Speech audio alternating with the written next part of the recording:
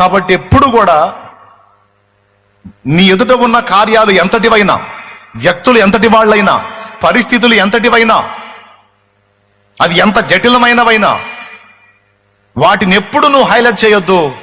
వాటన్నిటికీ మించిన వాడు అతీతుడని దేవుణ్ణి ఘనపరచు, దేవుణ్ణే మహిమపరచు, దేవుణ్ణే హైలైట్ చేయి, దేవుణ్ణే కీర్తించు, దేవుణ్ణే ఉన్నతంగా ఆలోచించు.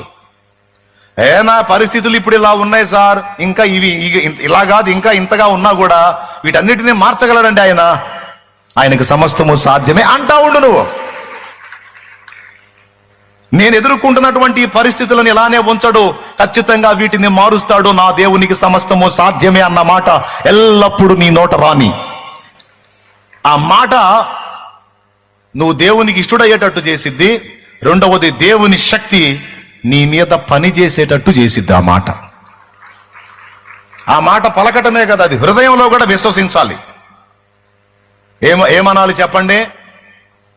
నా దేవుడు ఎల్ షద్దాయ్, సర్వశక్తి గల దేవుడు.